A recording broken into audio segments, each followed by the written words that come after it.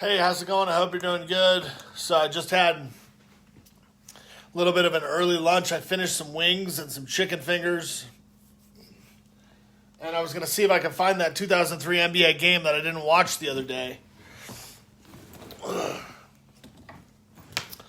And I closed Emerald on NBA2K21. But I haven't been able to play very well. I tried to play and I forgot all the buttons. Not all of them, but pretty much how to shoot and everything. And I'll see if I can get that to work. I do have trouble getting this controller to hook up. So, and there was a free version of Elder Scrolls, wow, this is going really fast. Okay, hold on. We connect this controller.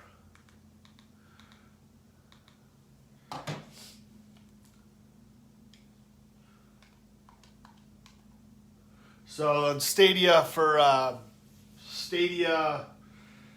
they get a free this weekend, but it's Wednesday to Friday or to Saturday or something. So, but I'll show you on NBA 2K21. Let's see. Where'd that remote go? It was kind of cool. Nothing really happened. If you're going to get more tokens, they'll go for I don't know what, maybe Sapphire's the next one, or so. See, I don't have the internet to really play it very well. The timing gets way off, so. Same with Elder Scrolls. Wasn't really able to play as well in that either, but I was happy that I got all the Emerald players. The last couple ones I didn't play with, obviously, because I haven't set up a new team. I basically totally forgot what players had contracts, what didn't. I remember I had Jordan and LeBron, Michael Jordan and LeBron James. But let's see, it's hard to even read this from here. We go to my team. I get little pinches everywhere.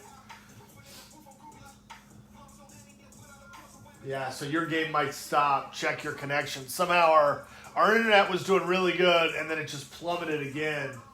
So I've had to try to fiddle with everything, Fiddle with this, fiddle with that. Okay, so I got a badge back. I've been getting all these badges.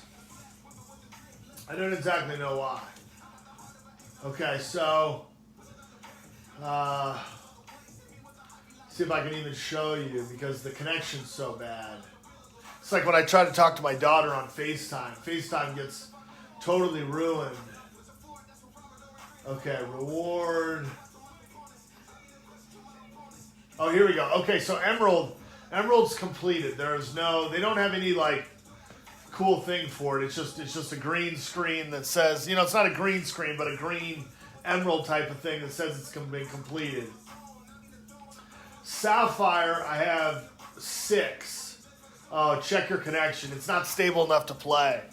So, but anyway, I think I had 6. I don't think it said 8. I think it said 6 of the Sapphire. So, but it was good to close Emerald, and I basically can't play NBA 2K21. So I got to exit Stadia. I don't know if I can play any of the other games either.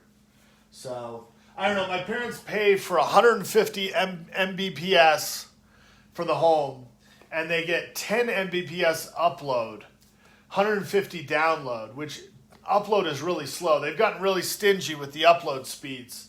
10 Mbps on upload is you can't really communicate. And 150 downloads pretty fast, but you never ever reach 150 megabits per second download. So, or megabytes per second or whatever. So, because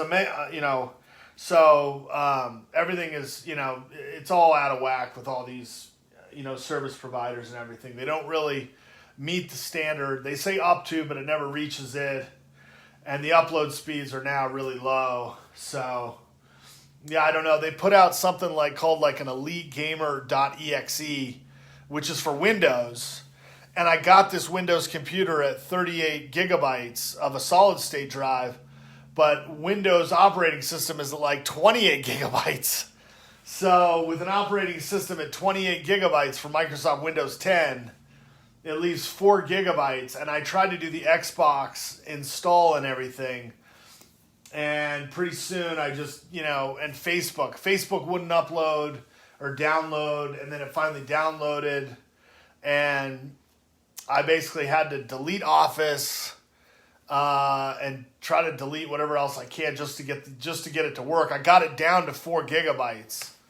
So I have like 4 gigabytes now, but Microsoft Windows 10 takes up 28 gigabytes on this computer. And so I really don't know. I did get the Vista computer to work. So the Vista computer works, which is good, but everything is, there's no support for it anymore. It's almost like they should bring back support for Vista because a lot of the peripherals, the SD card reader, whatever I've got, the odd thing is the computer is from 2009 or 2007, not 2009, 2007, but the drivers are from 2006.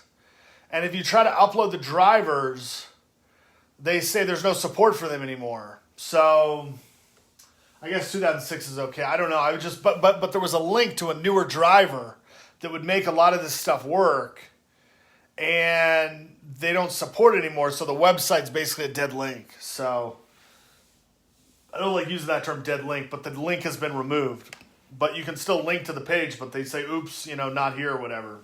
So anyhow, I put all the computers away.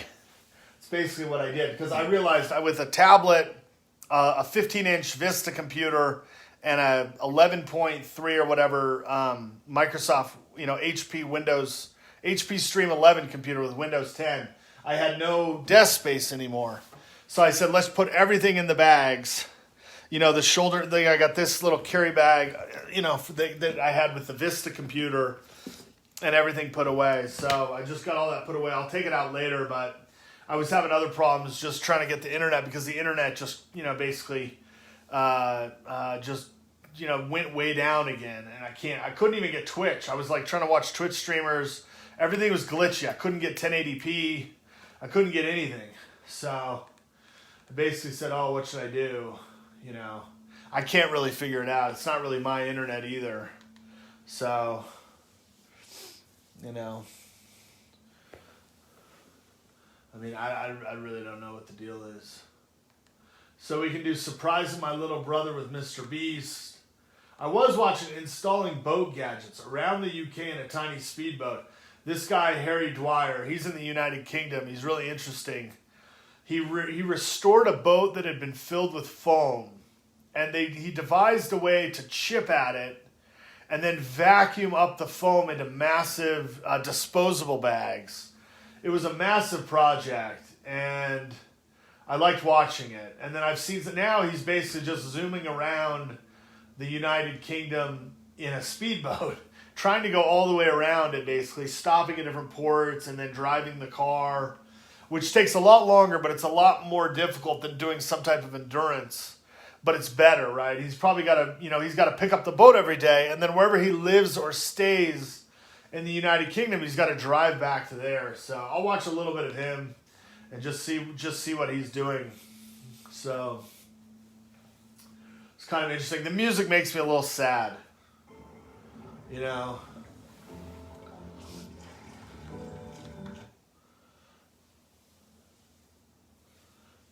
Pretty solid. So it fits on these brackets. But yeah, it's getting pretty full. The AIS has got to go here. The main reason I've got all of this extra gear is that I wanted to install AIS. This is the AIS box. It's an automatic identification system that uses the VHF radio signal to tell other ships where you are. So if we're in the fog, we'll be able to see other ships coming. This is highly expensive. We don't deserve it. Someone said we should probably have one for safety reasons, and the other thing it's going to do is it's going to mean you can go on the internet and hopefully see where we are, which is probably parked on a trailer somewhere, but maybe we'll be out to sea. But basically it uses radio signals, pings our position. VHF goes in here, big ships should hopefully be able to see us in the fog, and we can see them as well. This is something that normally big ships have, but now Gudrun will have it too. Just going to work out what we're going to put in. Right, on the A-frame, we're going to be adding some more sensors. Been shopping for some more bits. We've got a new aerial. So this aerial is going to go up here like that. Yeah, it's going to be like that. It'll be up the back, and then augmented reality sensor will be up here, of course. There's a lot of gadgets. There's a lot of wires, but I'm sure it'll all fit in. So Where there's a wire, there's a wire. that's it. We've got this. This is the anchor light. We've got a new GPS receiver for the AIS. It's going to be wired in. Nice little junction box is going in up there. Screen is in. Still some more wiring going on there. Camera's in. New mast going in.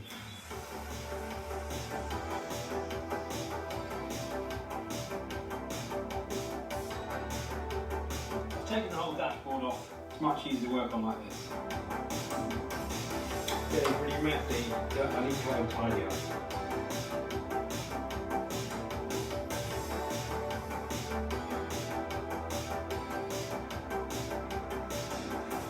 AIS is in, all glued in nicely there. The network hub is in.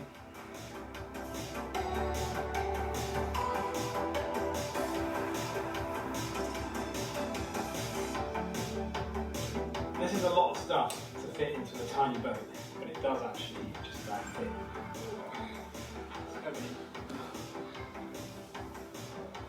I'm running all the wires here for the radar. My feet have gotten really dry here. A lot of wiring. I have sort of a athlete's foot type of thing on my feet that grows and makes my feet crack, basically. And so I basically put, whatever I can that helps my feet get better. But I woke up this morning, it was really bad. My mom bought this at the shoe store. It's called New Feet. It's got a rights reserve. Betty K, all natural. You'll heart it. Rub on feet, softens calluses, corns, rough, dry areas. It's got some of this stuff. I've had a couple of bees come at me when I'm here. And I was up at Sun Valley and a bee came right at me. I was like, oh my gosh, what am I going to do? And it says directions. Rub on feet morning and night, softens corn calluses and rough, dry areas. So, but one of the things that these things have in it is beeswax.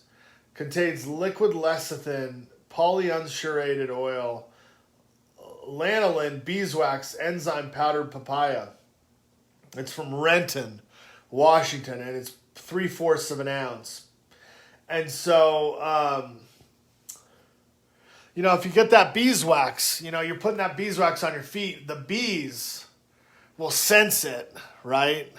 The bees will sense it. And so I didn't really want to use it, but my feet were so tired here today from the dry air and everything. And we've got fires going on.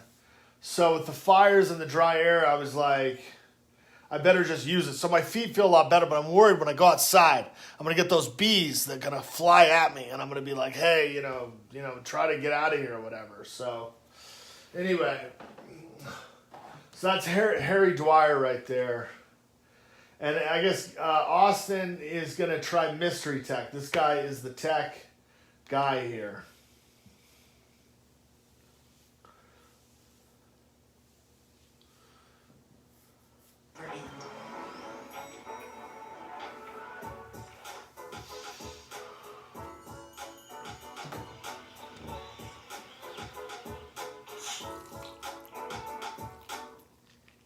Hello and welcome to Mystery Tech. Hopefully you're finding this episode to be thoroughly delightful. Stop it! We shouldn't throw it this time. Oh no. Wait. Is this a Gigabyte M28U monitor? Don't break it this time. Just...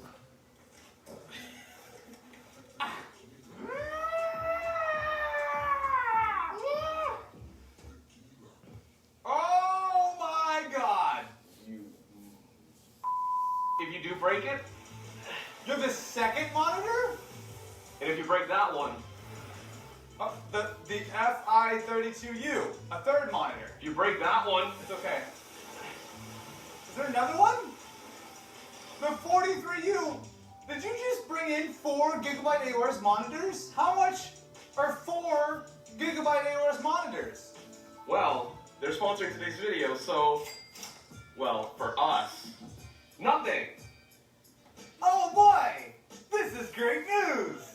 This is the M28U. So this is a 4K display. Like all of these monitors, they will do 120 hertz over HDMI 2.1, which is especially important if you're using a PS5 or an Xbox Series X.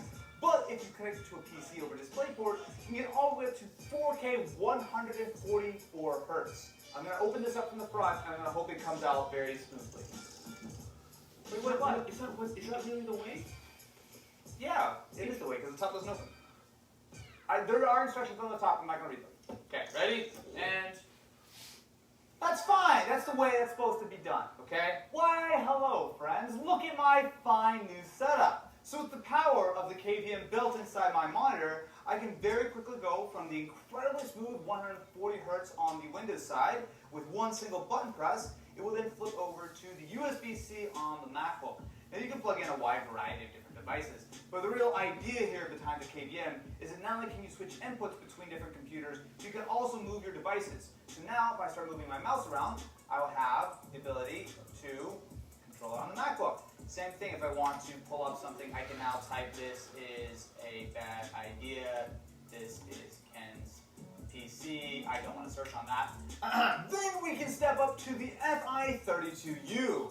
This is a 32-inch display, which still does 4K, it still does 120 hertz over HDMI 2.1 or 144 over DisplayPort. This has some major new features. So first and foremost, it is, look, I'm just going to say it, it's a big chunk.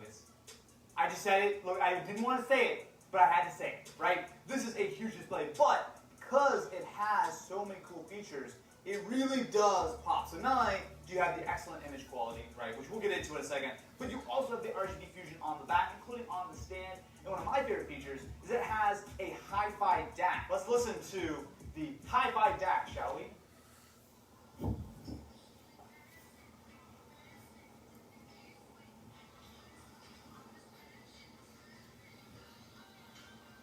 Next, we have the Aorus Fv43. Where'd you come true from? Tactical gaming monitor with a massive 43-inch large format gaming display. Still 4K, still 144 hertz or 120 hertz for our console friends. But this is where gaming gets serious. This looks ridiculous. Another thing this monitor has going for it is a blisteringly bright 1000 nits of brightness. So for context right now, we are recording this at, I believe it's at 10% brightness? No, 17% brightness, okay? Ready to crank it to 100? Oh boy. 1000 nits of brightness, activate. Oh my god. Woo! This is 1000 nits of gaming glory. Oh, thank you, Matt. I need sunglasses because the 1000 nits of brightness, actually, you know what? The sunglasses help. This looks now great. And to round out our glorious quintet of gigabyte Aorus monitors, we have the biggest of them all, the brand new F048U OLED display. Yes, my friends, I said OLED, not no LED, not old LED, OLED, which means that not only are you going to get some of the most pristine image quality possible, but you're getting a package which is custom designed for not only consoles like our slightly modified PlayStation 5 and Xbox Series X, but of course for the PC as well. What I would love to let you listen to is the space audio that is built into actually all of the monitors, but I think it sounds best on the 48.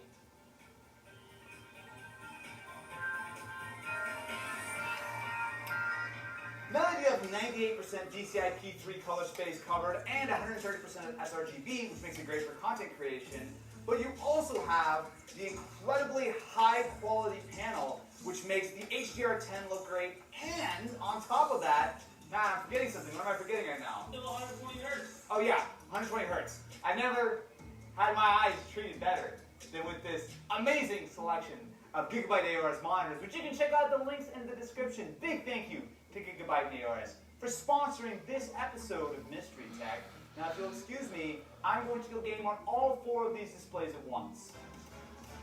Never take your eyes off the target. What are you doing? Never take your eyes off the target. What are you doing? Got it? Got it. Welcome to Mystery Tech and the Razer the Razer Anzu. Anzu. Thank you very much. The Razer Anzu smart glasses. Low latency audio. Oh! These kind of things have been around. In fact, I actually think we took a look at one of these kind of things on Mystery Tech once. Some glasses with some speakers or whatever. But this is from our friends over at Razer, who I'm sure have done a much better job and have delivered a high quality gaming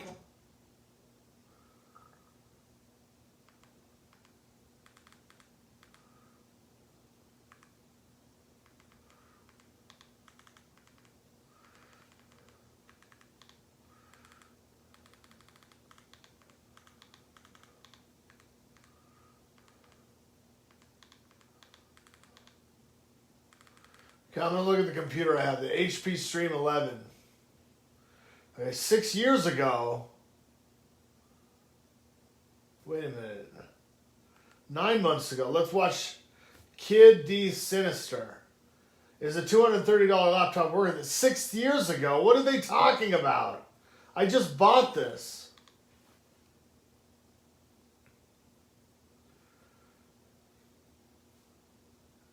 It's in back again at you with another crazy YouTube video, and today we have the long-awaited HP Stream 11 laptop. Yes, guys, we're about to do some extreme upgrades to the channel. So let's go ahead and open her up. No, she's not bad. 4 gigabytes, 11.6 HD diagonal display. Has more features. Microsoft 365 personnel. It's let's take a look at the back. Stream 11 laptop, and it seems cool. Not bad, guys. So we're gonna go ahead and get right into this.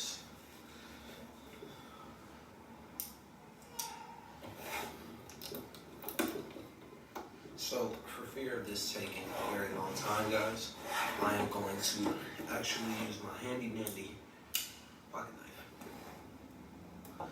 Just to go ahead and sort of kind of, you know, get that done. Sorry about the shakiness, guys. I'm recording on a table. Very nice. Alright, guys, let's pop her open and see how she looks.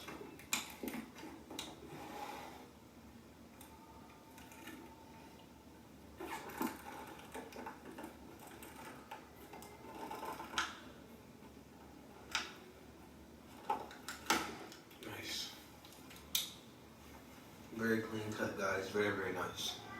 So, oh wow, very good packaging they have. This is seeming like it's gonna be pretty cool. So, I'm gonna try to stop all that jiggling effect that's going on, guys.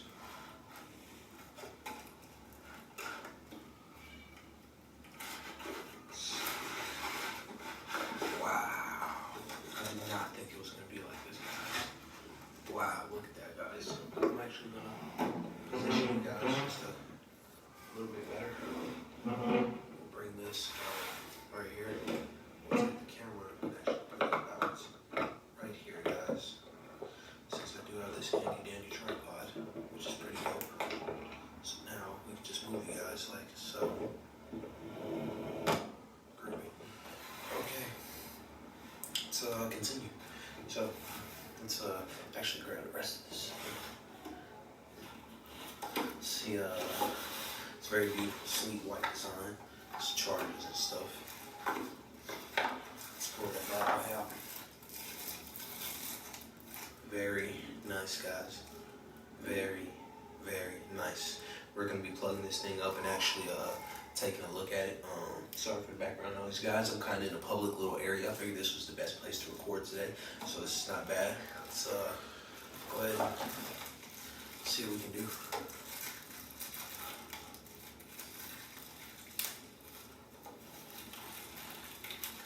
As a matter of fact, guys, I'm gonna do something very nice here. I'm gonna turn turn this around real quick, guys. Actually, I'll let you guys about right here. So it's a lot more comfortable on me. Cool. Alright. 1 second, guys.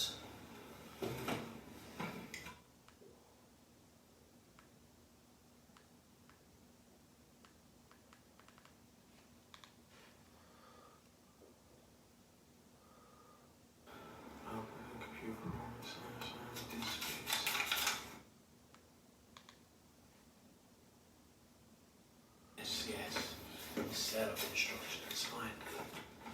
Okay, so we have that in there.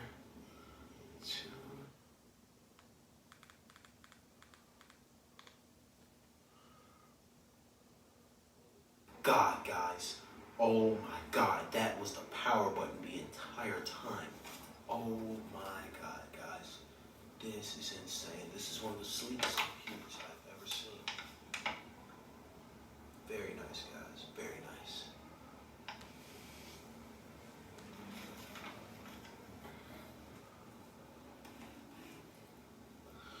So I guess we'll do a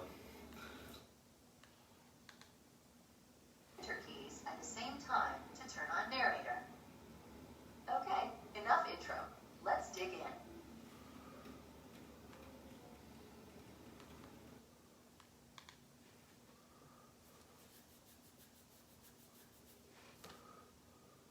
$10 tax. So it's something that you guys may want to look into. Side with Windows and stuff, but again, this is the HP Stream 11, and I will have the exact title up there on there for you. This is a very good buy, very compact computer. It's made for videos. I actually got it on sale for about $170, $210 tax. Oh, okay. So it's something that you guys may want to look into. So this is your boy Kid sitting back again, prepare for the channel to go all. Okay, that's Kid Signature, Kid Sinister. He's got Knocked Out My Friend.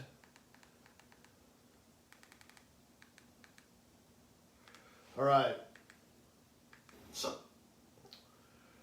Okay, let's go. Now, 6 years ago, HP Stream 11 was a different computer. Okay, I was a little worried there. I didn't know HP Stream 11 was a category. But this is 6 years ago. I don't get this.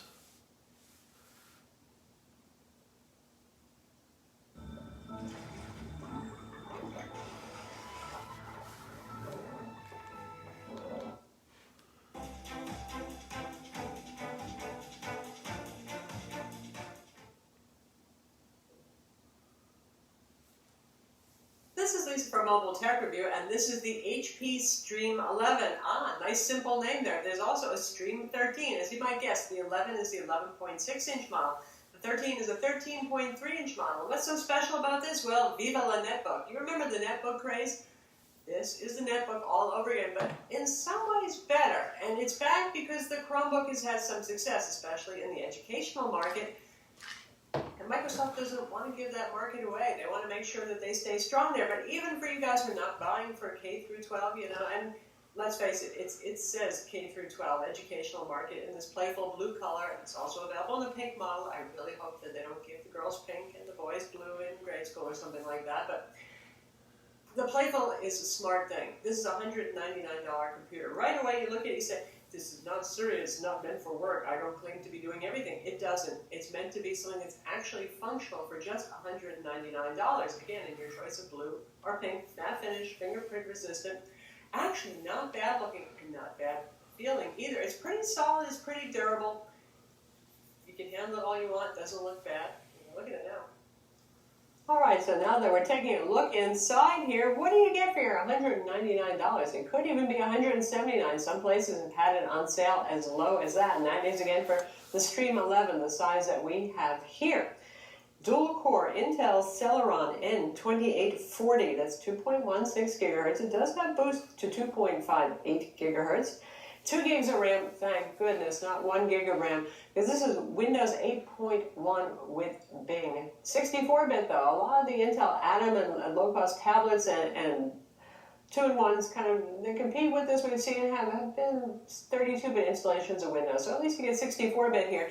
And the with Bing part, don't worry about it. It's the same old Windows. It really has to do with a deal that Microsoft cuts with manufacturers, so as long as they don't preload competing web browsers on there, they can get, well, the OS basically for free. It brings down the cost of something like this, where otherwise that would add another $100, a license fee for the actual operating system. So, real Windows here, full Windows 8.1, and for those of you who are allergic to the live tile Metro screen, you have your desktop right there too, so good times with that.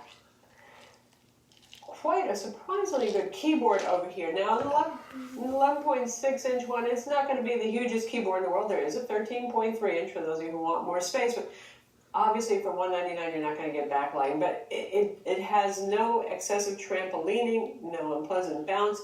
It's tactile, nice island design keyboard here. Obviously contrasts in white, pretty easy to see stuff, so I have to say I like it overall. The trackpad is okay. It's a little bit oversensitive to edge swipes. You know how that goes. A lot of Windows touchpads, unfortunately, are so you're accidentally swiping in from the sides. However, you might not mind that too much here because you do have to use the trackpad to do things like bring up the charms bar. Why? This is not a touch screen here. This is a matte, non-touch 1366 by 768 panel.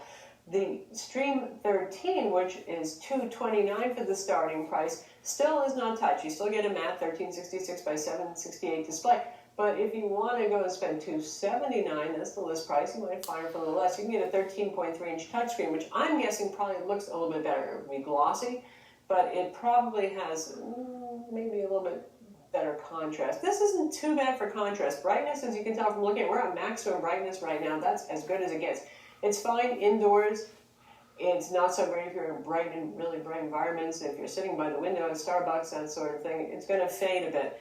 And colors, this doesn't look too bad right here. But if we switch back to the live tiles, which should be pretty colorful, they're not exactly wildly color saturated. But it's not a hideous display at all. If you're looking at it direct on, it's pretty good. It's a TN panel, so that means that viewing angles will suffer. Now, from that angle, it's not too bad. If you tilt it back, it's going to start to disappear and invert. Oh, look at that, it's already doing a little bit of inversion. Likewise, sideways, it pretty well disappears just like that. So it's $199. It's the spiritual successor to the netbook that exists only to compete with the Chromebook. We can only expect so much. I have seen worse displays, that's for sure, even on more expensive laptops, and I've seen some Chromebooks that have, generally speaking, pretty abysmal displays. Now, it's a little bit odd. Hers says the user up there is Ishmael McGavin or Ishmael McGain or Ishmael McGawain or something. So it's obviously, it's not her computer. I don't know, unless her name is Ishmael. But that's the name that she chose. I can see if it focuses.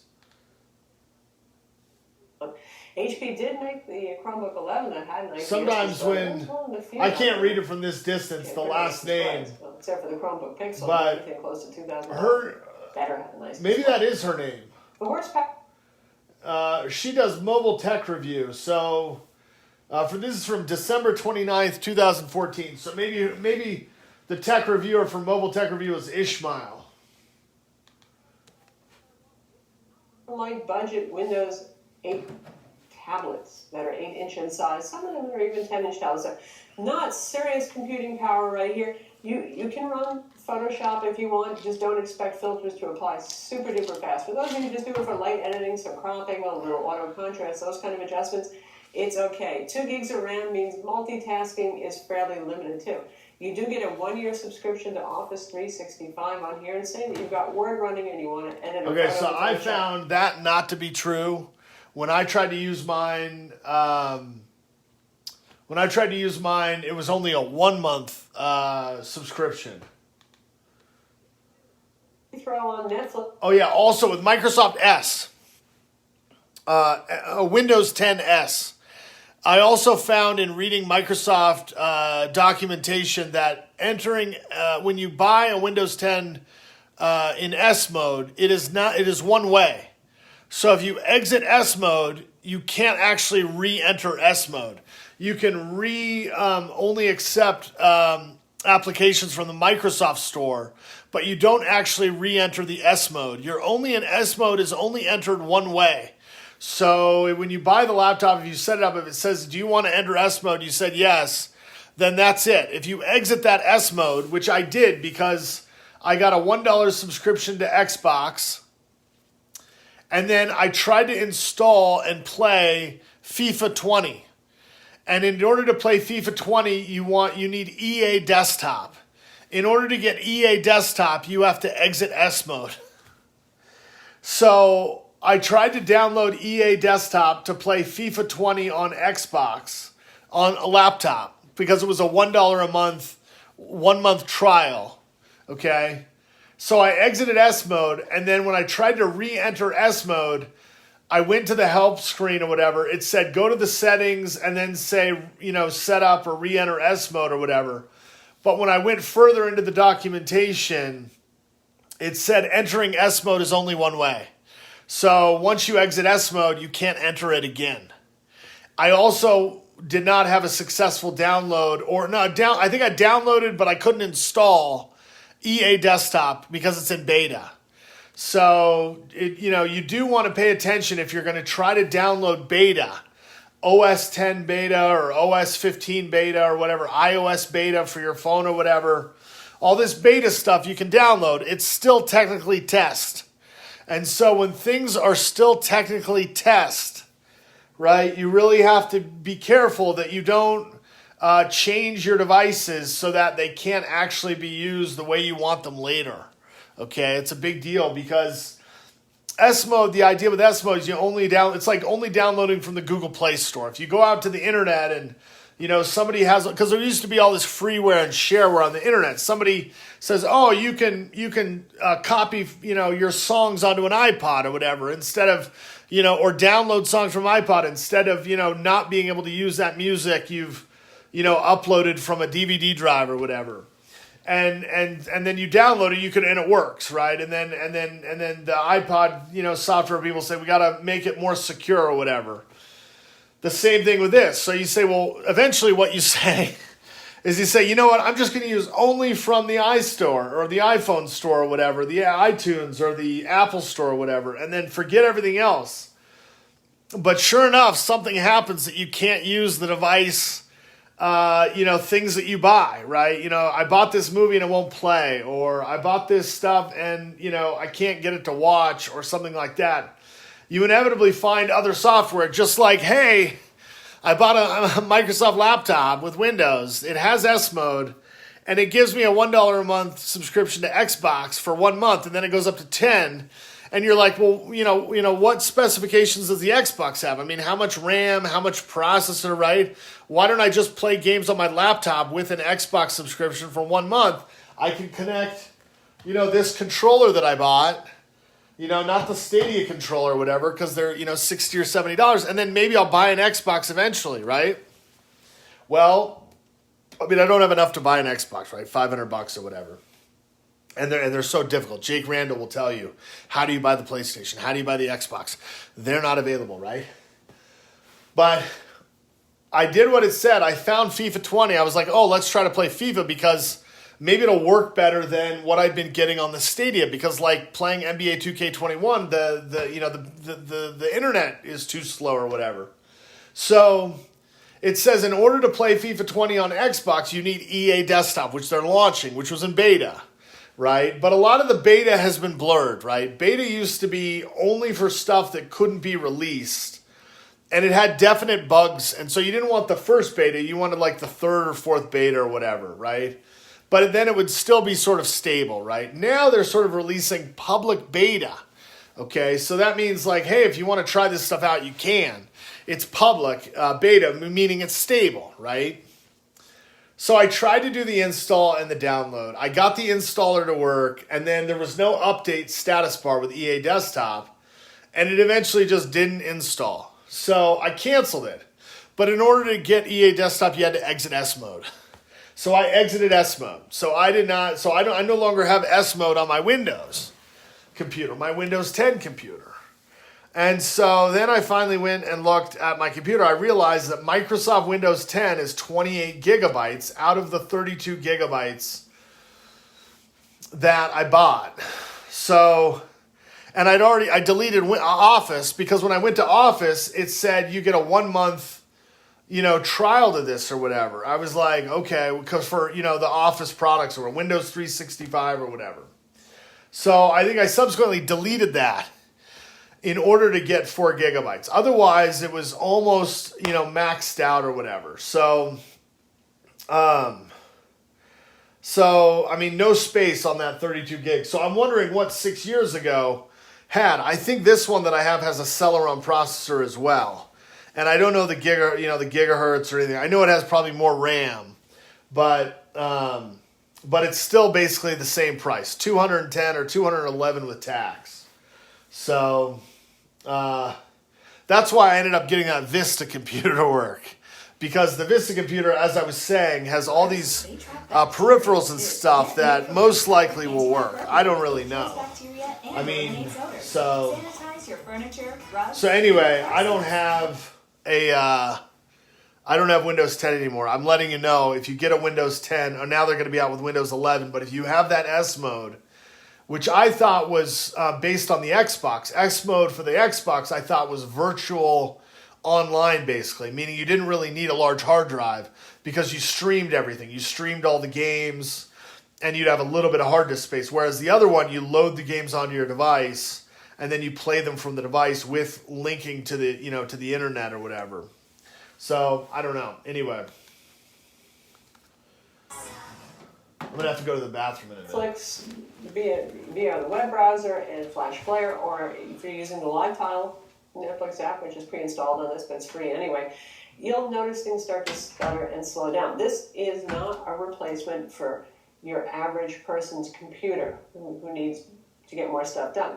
If you have a relative or a kid who just needs to get the basics done, they want to stream some video, they need to do some word processing, social networking, email, that's what this is for. This is not for software development, this is not for CAD. God help me, you'll probably try to run Minecraft on it, but really, it's not an ideal experience. This says Intel HD graphics, pretty low-end graphics there. In terms of ports on the side, we have 2 USB ports here. One is a 3.0 port, one is a 2.0 port. Little blinky light lets you know that the computer is sleeping at the moment. Combo mic headphone jack works in conjunction with the webcam above the top of the display. That's okay. It's not fantastic. It's not hideous either. Full-size HDMI port. By the way, this weighs 2.8 pounds, so it's pretty light. And it's kind of stylish looking. It's got that HP kind of bevel that they have here, and they've been spelling out Hewlett-Packard lately. That's their new thing that they do. It's surprisingly not bad looking. It's better than the army of glossy, gray, blah affordables that we usually see. At least got some style here. So we can plug in the power charger, compact little power charger it comes with. We have a lock slot, SD card slot, and guess what? The card goes just about all the way in, so you don't have it sticking halfway out.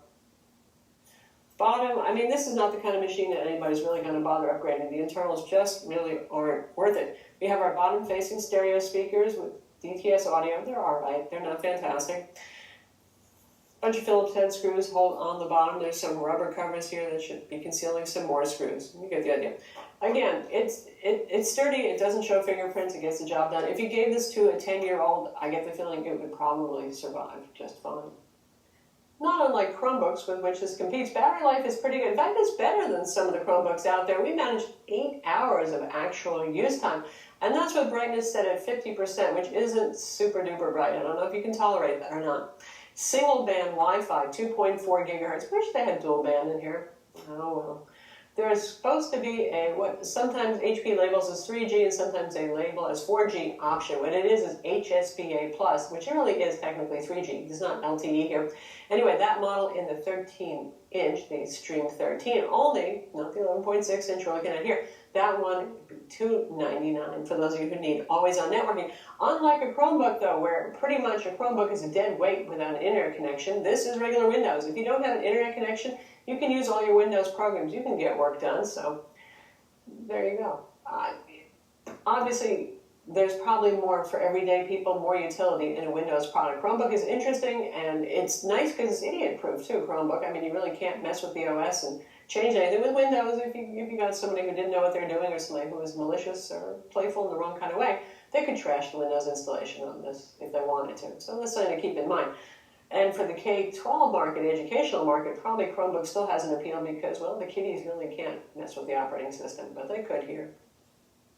Another limitation here is 32 gigs of flash storage. That's eMMC storage, so it's sort of like having a SD or MMC card built in internally and permanently. Now, compared to Chromebooks that have 16 gigs, you might think, well, ooh, that's fantastic. But you guys know that Windows takes up some considerable space there. So what you really have out of the box after a couple of initial Windows updates is about 14.4 gigs of space. Not room to install a whole lot of big fat programs on there, just some core programs, but given the fact that this really isn't the best one to be running some of the big fat programs today, like your AutoCAD kind of stuff, obviously it's just not really a go on this. Yeah, it's okay. But you can use external hard drives with this, just like any Windows product. So if you have a 2.5-inch portable hard drive, you can use that, no problem. You can install stuff on that. It might take a little tinkering to do that, but you can put all your media on flash drives too, if you want, or an SD card. So. But keep it in mind, 32 gigs of storage is a little tight, just like the Windows 8 tablets that are out there, the lower end ones. They typically have 32 gigs of storage, so not a lot of space.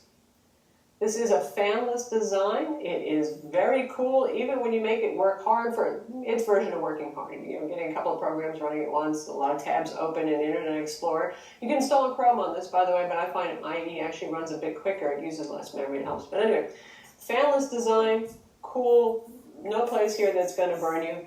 That's nice too. So you won't sound like a little baby vacuum cleaner there sitting in front of the TV while your friends are really having a whole lot of fun watching The Family Guy or something like that. And now we're going to test out video playback on this. We're in the desktop version of Internet Explorer. We could use the Metro version, of course, but you know, without a touchscreen, I tend to spend my time on the desktop. Otherwise, it's sort of like hurting the live tile version of hurting cats. You know, it's just a little painful to not have the touchscreen if you're going to hang out in the Metro environment a lot. That's the live tile. So let's look at our video review of the HP Envy X213, which is a higher-end Windows 2-in-1 product from HP. Much, much higher end. And you can see I'm using two-finger scrolling right here. It works. It's not bad at all.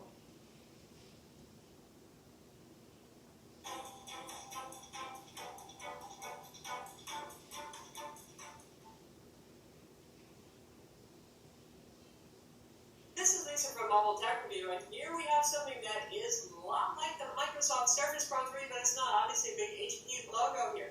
This is the HP Envy X2. Yet again, they should use a different model number maybe for these things. Anyway, 2014 edition. This is the... So, you know, the speakers aren't bad at all there. We have them at about 60% volume right now. Not too tinny. Screen is okay. This would not be my first pick to watch House of Cards on Netflix or something like that. You know, it's not bad. It's much better if you're looking at it directly. It's okay. Again, for $199, I mean, gosh, it's really not bad at all. For those of you who are a bit more performance-minded and like to know your metrics, PC Mark 7, it scored 2607. On a Core i5 Ultrabook, you'll see something closer to 5,000, including the Surface Pro 3, but those also closer to $1,000, not $199. W Prime at Computed Pi in a very unimpressive 49.3 seconds. That's actually a little slower than the Toshiba Encore 8-inch tablet that we reviewed, but you get the idea of the processing prowess there. Geekbench 3, 64-bit test for a change we get to run on this. Usually in this class of devices, it's 32-bit Windows that's installed. 1023 single-core, multi-core 1802. Again, about half of a Core i5 Ultrabook. SunSpider JavaScript test, it completed that in 304 milliseconds, where lower is better, and that's just perfectly fine right there. So those are the metrics on our little fella. So it's hard not to like it for $199. Your expectations are set low, but even with that, I mean, the build quality on this, the keyboard on this, the display is quite usable as long as you sit pretty much directly in front of it. And with an 11-inch display, even a 13, you probably are. You could do worse. So that's the HP Stream 11, and honestly, for $199, it's just not bad. I mean, you don't get a fantastic, gorgeous display, but it's a passable display. It's a rugged design. It's actually a pretty good keyboard. Trackpad's okay, and it runs real Windows. So if you need Windows applications and your expectations aren't high, you're not going to be doing Visual Studio development on this all day long, obviously, or editing full HD videos, then it gets the job done for not much money. I'm Lisa from Mobile Tech Review. Be sure to visit our website for the full written review and hit that like button.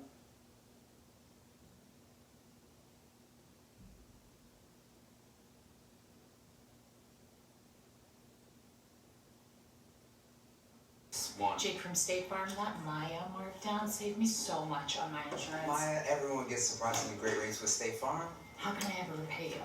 When you want the real deal, like a good neighbor, State Farm is there. Grocery outlet, bargain market. Grass fed at this price? Is this for real? Believe it. I'm the real deal. I mean, this is unbelievable. I bet you'd like a picture, huh? That's a great idea. Fantastic. Yeah. No. Just us. Grocery outlet, bargain market. You think I'm amazing, right? Not exactly.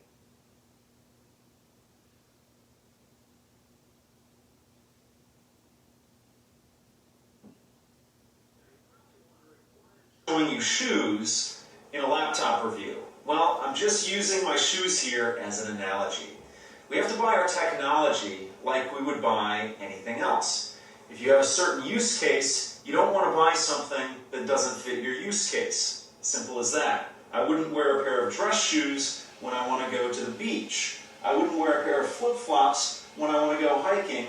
And I wouldn't wear a pair of hiking shoes if I wanted to shovel snow. Although I could use these shoes in different use cases, you want to make sure that you choose your technology that's going to fit your use case. Just because a pair of flip-flops would not go well with a suit doesn't make the flip-flops garbage, and vice versa. If you wear a pair of flip-flops to shovel snow, it's not the flip-flops' fault. It's probably your fault for choosing the wrong shoe for the task at hand. And the same is the case with technology. So that being said, this is the HP Stream 11 entry-level $200 Windows laptop. And I've got good news and bad news for you. The good news is that we've come to a point where an entry-level Windows laptop that you can buy for $200 is very usable. It used to be that if you bought a very inexpensive laptop, it might not be usable. I remember buying the Dell Inspiron Duo, which was a tablet/laptop with a flippable screen, the first device to do such a thing, and it was so disappointing because it was unusable. Now, I never published a series of videos on the Dell Inspiron Duo, but maybe I will in the future because I still have those videos unedited, and when I get around to it, I'll publish them to this channel. But the point is that you can now buy a $200 Windows laptop, and it's very usable. The bad news is that this Windows laptop isn't going to suit everyone's needs, but it is going to suit certain people's needs. So let's get into that right away. I don't want to waste anybody's time. If you're a person who wants to game on your computer, this device is not for you. If you're a person who wants to do video editing on your computer, this device is not for you. If you're a person who wants to do Photoshop on your computer, then this device is not for you. Sure, this device can run certain games, it can run certain video editing software, and it can be used to edit photos, but if your main use case is to play games, to edit video, or edit photos on something like Photoshop, not a web-based photo editor, See, talking about this then 6 you years wanna go ago. with a device that has a little bit stronger processor. If you're into 6 gaming, years ago. definitely get a laptop with a dedicated graphics card. Going back to my analogy about the shoes, you want to choose the... Okay, let's see. HP Stream 11 2020.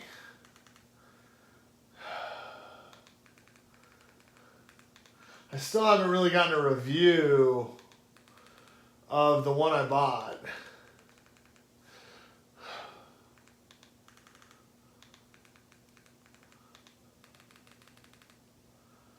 Okay, Stream 11. I have to do the year, 2020.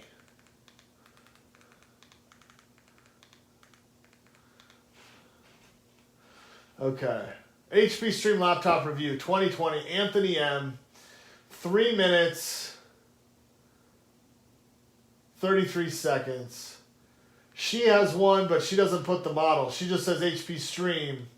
HP Stream 11, 2010, touchpad working fix. 2019, Chromebook.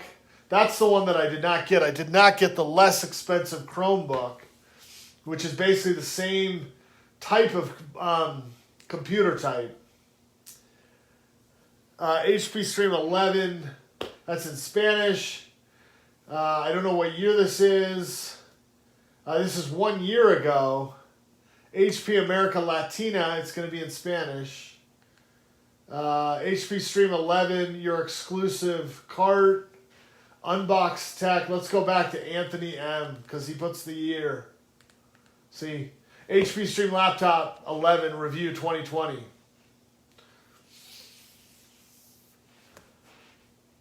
I'm going to put on another pair of socks.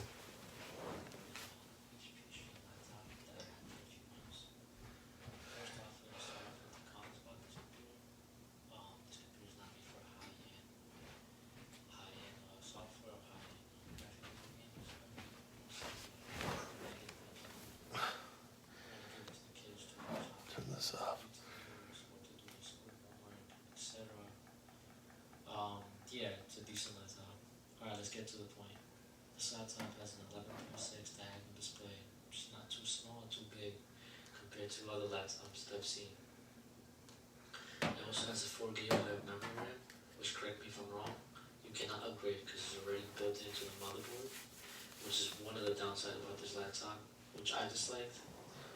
Kind of wanted to upgrade my RAM for this laptop, but can't really do anything about it. You can't touch the RAM. Correct me if I'm wrong. And I also heard that you cannot upgrade the storage in this because it only comes with 2 GB of storage. But I've heard that you cannot upgrade it either, which is Okay, another so downside, which one problem you have with Anthony is he hears a lot of things. So he's talking about hearing that you can't do this, you can't do that. I want to find out what Anthony has to say about his computer. external hard drive, as you can see, I'll show you right here, of the storage. But sometimes it's good to hear things about the device. Description below. And as you can see, it only leaves me with 7 GB of storage. Okay, so somehow he's got 7 gigs of storage. And that kind of sucks, which is why I might get an external hard drive for the laptop. Or I might as well, I don't know. Just kind of sucks about this laptop. And So let me restate that. So his Windows, okay, so his Windows is 29.1 gigabytes. So I don't know where he gets 7 gigs of storage because a 32 gigabyte, he might be at that point when you try to use a laptop and you realize that, you know, you got to hear a lot of things about what it can do or what this can do, because he said he's got 7 gigabytes of storage. The HP Stream Laptop 11 2020 has 32 gigs, and it says right there his Windows is at 29.1 gigabytes, which is 1.1 gigabytes bigger than mine. Maybe because I deleted not Windows, but Office in order to get the storage down. But he has less than 3 gigabytes. He's got 2.9 gigabytes, not 7 gigabytes. is that it's really overpriced. It's almost $200 to $300 on Amazon, which you can buy better laptops anywhere else. Okay, so he doesn't like this at all. Yeah. Alright, let's go on with the pros. What I like about this laptop is simple, it's not too heavy. You can bring it anywhere you want, as you can see. This is a full technology product. And like you see, when I push the screen to see how durable the hinges are, it's in my opinion, it's not bad. Pretty shaky, but what can you do? It's a little cheap laptop. Also what I like about it, has a simple interface, which I find kind of pretty cool. It also comes with 2 USB ports, 3.1 jet slots, an audio jack for you headphone users out there, and even a Type-C USB port. So I didn't realize that until now. I didn't realize that. And it also comes with an HDMI 1.4 slot, and right next to that, the SD card reader. if you want to transfer audio files or what sort. And has a beautiful interface, as you can see, really nice. And it also comes with a built-in webcam video, so you can take pictures of what sorts. And it's just a beautiful, nice, small laptop. And also, disclaimer is this laptop only comes with Windows 10 and you cannot downgrade. I've heard that you cannot go back to Windows 10, which kind of sucks. It also has 9 hours of battery life, which is pretty cool. I haven't really realized anything when I've used it for the past few months. But yeah, this is the laptop HP stream. Hope you guys enjoy. Okay. Now I gotta go back, and I gotta lower the volume, because that volume was so low. Gotta go all the way up to mass volume. So that was actually a pretty good review. He was a little off on the gigabytes of... High quality gaming components. I like how you got me the large glasses. I'm not sure if you're trying to tell me I have a big head or that my face is just too much for one person to love. Are you not the model for Mars Attack? What? So I might have a little challenge actually using these without having to put my regular glasses on underneath. Let me see. Now, Mars Attacks was a movie... Oh. I gotta plug this in. I got low battery again on there. I don't exactly know how that happened, but he just showed... I gotta rewind it. You may have missed that whole thing about Anthony, and he said he had 7 gigs of storage, but on the computer it said 29.1 gigabytes of Windows. His Windows took 29.1. I said, well, I deleted Office, so maybe that was the 1.1 gigabytes about there. And then I don't know when that went to low battery or whatnot, but and then Austin was doing this thing with Mars Attacks on the screen. Where is Mars Attacks on there? Let's see. So he shows Mars Attacks, and I said Mars Attacks was a movie with Jack Nicholson about aliens from Mars attacking Earth. But what I wanted to point... Oh, did I lose the internet there? What I wanted to point out was that it was actually an awesome pinball machine. The Mars Attacks awesome pinball. I'm going to wait until he gets to the pinball I need to read now. Well, I'm going to say that's a beefy glasses case. It's beefy just because the glasses are beefy. Okay. Oh, it's already trying to pair. Do I look cool? How do I look right now? You somehow look nerdier. You stand outside long enough with those on, someone will just walk up and bully you. I mean, I feel like I'm bullying you right now. We're upgrading the firmware of my glasses. Great. But you know what? I am a compulsive updater.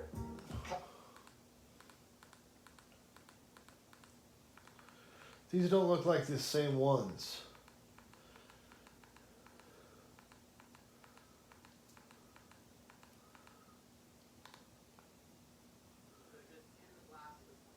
It's really what they are. So I'm way ahead. Where did the Mars Attacks go?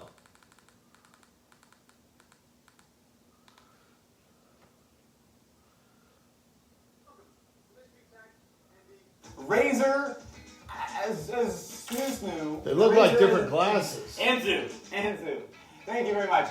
The Razer Anzu smart glasses. Low latency audio. Oh! These kind of things have been around. In fact, I actually think we took a look at one of these kind of things on Mystery Tech once. Some glasses with some speakers or whatever.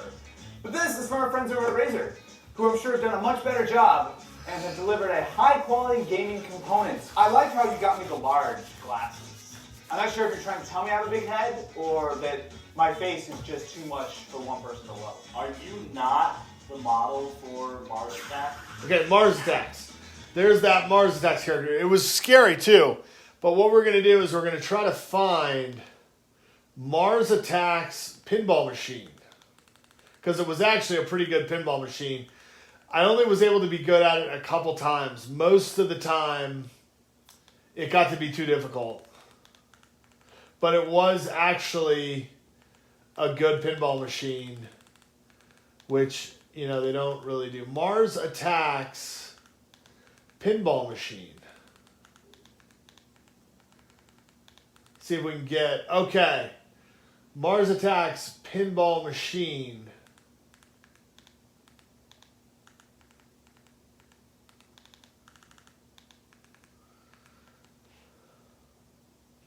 Now, I had it, but it's since changed. They've gone way overboard. See, they have Attack from Mars. What we want is Mars Attacks.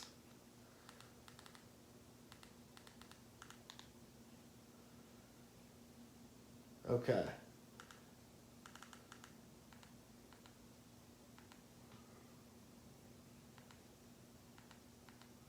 Why can't we find Mars Attacks? See, 1996. See, they have Attack from Mars. Okay, Paris in Peril. All right, Revenge from Mars. This is 1999 by Bally. This is about as close as we're going to get.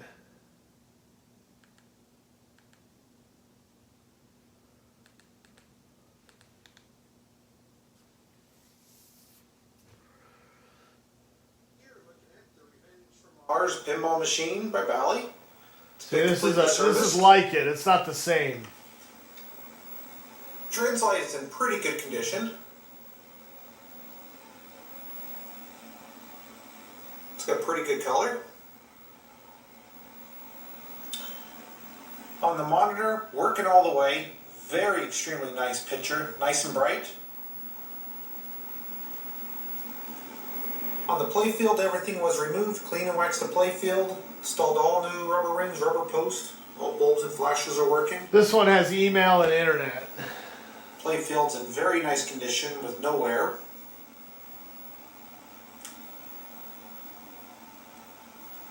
This is made by Bally.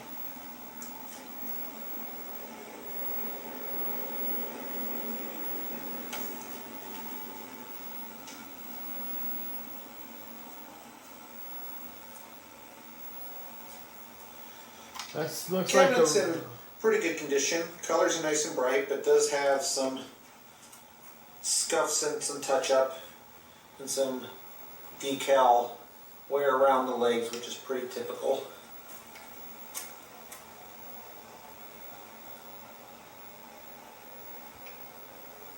It's big. It's a big... The arcade machines were big. Also, the glass does have some scratches on it as well, the playfield glass.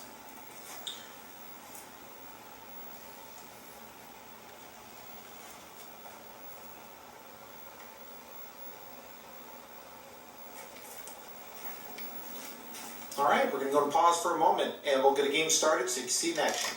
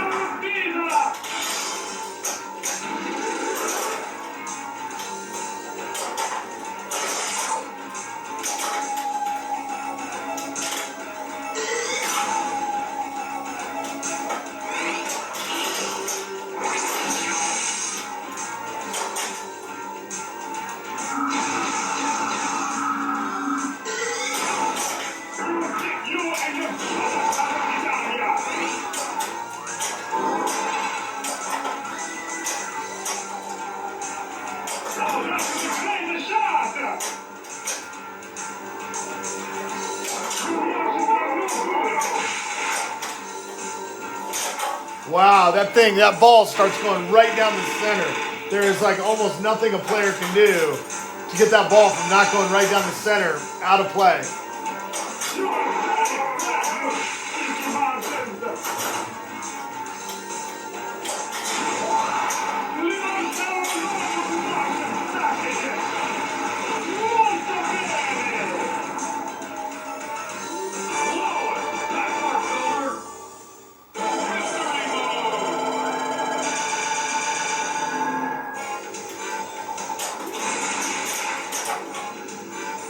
I think that's just his second ball, too.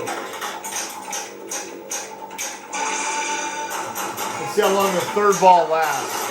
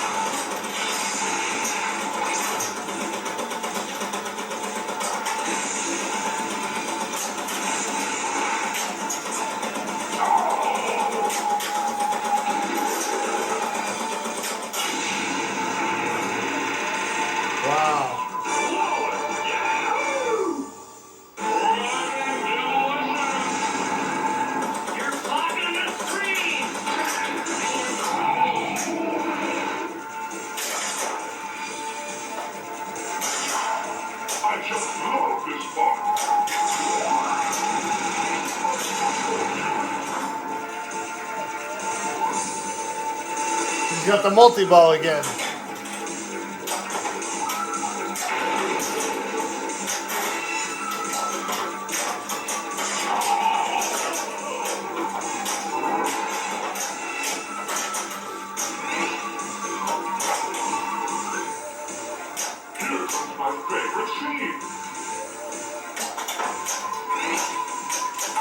lost that ball.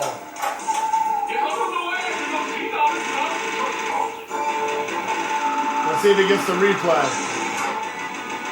He got it. He got the extra game. He got match. So he got the free play on match. Let's see if he plays it. I don't think he's going to play it.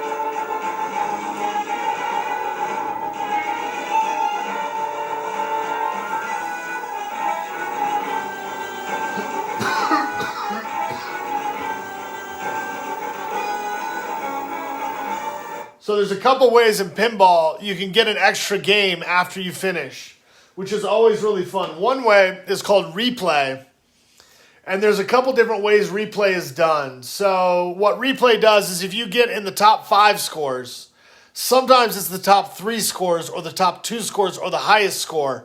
There's a knock or not a click, but like a knock on the board, and it says replay. It means you get replay. It means you get to play one more game.